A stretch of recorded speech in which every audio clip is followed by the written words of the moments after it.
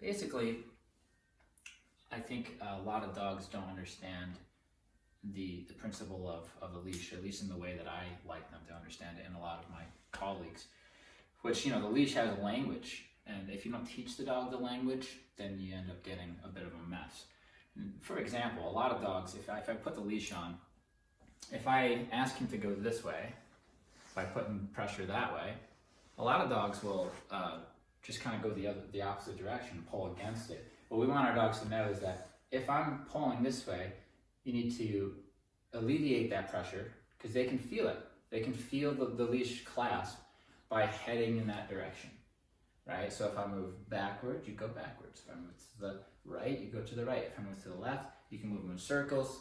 This is just the basic conversation on the leash. What we do is we turn on e-collar pressure, start to dial up until they say, okay, I'll head in that direction. And as soon as they start to head in that direction, we release and dial back down to low numbers. So we get to teach them effectively that this leash is how I tell you where I want you to be, okay? So we can have them go wherever we want them to go. And then the other rule is don't ever let it get tight, right? So like if your dog knows that if they pull and they feel the leash get tight, that's a no-no, because every time that leash gets tight, the e-collar pressure will turn on for some type of punishment to let them know don't do that. Then you get a dog who respects the boundary of being on the leash, keeping it loose, which is where the term loose leash comes from, which is what everybody wants because a loose leash means you're not being pulled down the street. That's the language of the leash, okay? Rule number one for the dog that we set, the boundary that we set is don't let it get tight. The only way that a dog will respect that is if there's a consequence for it getting tight. Now get this, if there's a reward for it getting tight and for him pulling, then he's going to do that more. And so when a dog is on a leash and they start pulling, and then the first thing that happens is boom, they feel the tension, you feel the tension. What happens directly after that is the dog then pulls the owner to a bush or to a dog or to somewhere they want to go, and they get rewarded for that action of pulling, this gets tight, I get where I want. So then they get to the point where they realize, in order to get what I want, I have to pull on this thing. That's how I get to where I go. What we want to teach our dogs from the get-go, and if you have a puppy, it'd be nice to teach them that right off the bat, is as soon as this gets tight, there's a consequence, okay? If you keep it loose, I will reward you, right?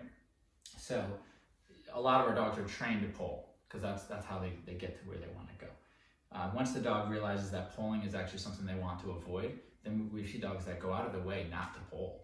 And it's really as simple as that. You have to be able to, an easy way to do this is why prong collars are so effective.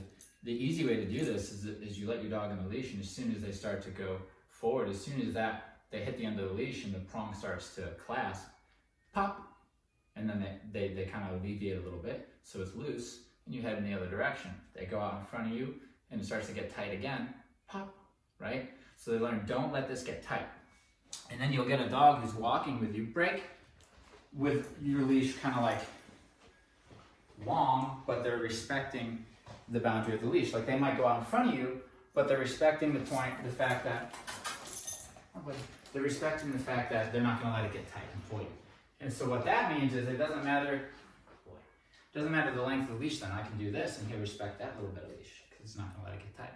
So it doesn't matter if you give them 10-foot a leash or 2 inches. If you teach it properly, they won't let that get tight. That's their boundary, right? Good.